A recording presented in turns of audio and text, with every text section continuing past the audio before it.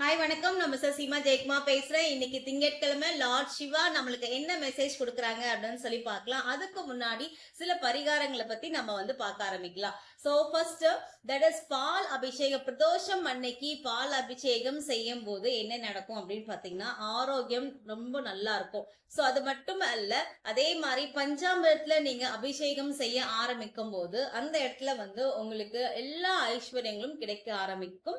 அரிசி மாவுல பிரதோஷம் அன்னைக்கு லார்ட் சிவாக்கு நீங்க அபிஷேகம் செய்ய ஆரம்பிக்கும் போது அந்த கடன் பிரச்சனை அப்படின்றது கொஞ்சம் கொஞ்சமா வெளியே வர ஆரம்பிப்பீங்க.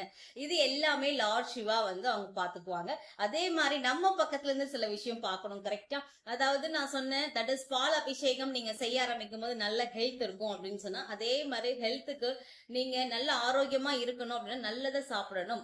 ஓகேவா? நல்ல விஷயங்கள் எதெல்லாம் குட் ஃபார் ஹெல்த் அப்படியே அதை நீங்க சாப்பிட ஆரம்பிக்கணும். அதே மாதிரி பஞ்சாமிரத்துல அபிஷேகம் செய்யும் போது எல்லா ஐஸ்வர்யங்களும் கிட்டும். ஆமா, எல்லா ஐஸ்வர்யங்களும் கண்டிப்பா கிடைக்கும். அதுக்கு என்ன அர்த்தம் அப்படின்னு பாத்தீங்கன்னா, நீங்க பாவ செயல்கள் எதையும் செய்யாம நீங்க நல்ல கர்மா நல்ல காரியங்கள் செய்ய ஆரம்பிங்க. ஓகேவா? அதே மாதிரி இன்னொரு அரிசி மாவுல நீங்க லார்ட் சிவாக்கு அபிஷேகம் செய்யும் போது உங்களுக்கு கடன் பிரச்சனைகள் தீரும். ஆமா, கண்டிப்பா கடன் பிரச்சனைகள் தீர்ந்துகிட்டே வரும்.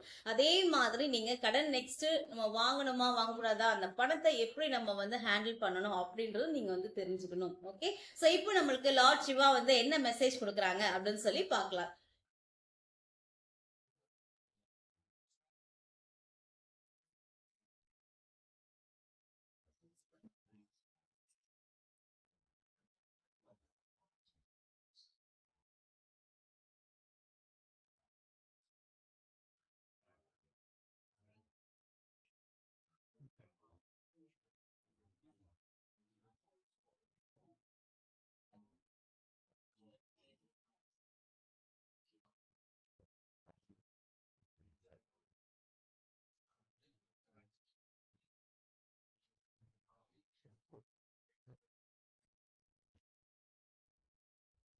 சோ இன்னைக்கு லார்ட் சிவா என்ன மெசேஜ் கொடுக்குறாங்க அப்படின்னு சொல்லி பார்க்கலாம். லைஃப்ல நிறைய பிரச்சனைகள் நீங்க ஃபேஸ் பண்ணிட்டு தான் இருக்கீங்க. It's okay, no issues, so let it go. ஓகேவா? சோ எந்த பிரச்சனையா இருந்தாலும் அதை நீங்க எடுத்துட்டு இது நடந்துருச்சு, இதுக்கு என்ன பண்றது அப்படின்னு சொல்லி நீங்க வருத்தப்படணுன்ற அவசியம் கிடையாது. இது எப்படி வந்ததோ அந்த பிரச்சனை எப்படி வந்துச்சோ அதே வழி திரும்பி போயிடும். அதுக்கு லார்ட் சிவா பாத்துக்குவாங்க.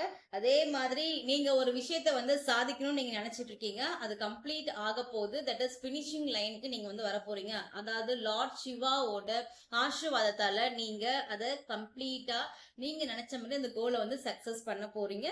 அதே மாதிரி அந்த இடத்துல ஒரு சின்னதா ஒரு கரெக்ஷன் மட்டும் பண்ணிக்கிங்க. That is honesty. Lack of honesty அப்படின்ற ஒரு விஷயம் உங்ககிட்ட கொஞ்சம் கம்மியா இருக்கு. அதை மட்டும் நீங்க செய்யக்கூடிய விஷயங்கள் தட் இஸ் நேர்மையா நீங்க செய்ய ஆரம்பிச்சிடுங்க. நீங்க முடிக்கும் போது கண்டிப்பா லார்ட் சிவா உங்க கூட நல்லபடியா முடிப்பாங்க.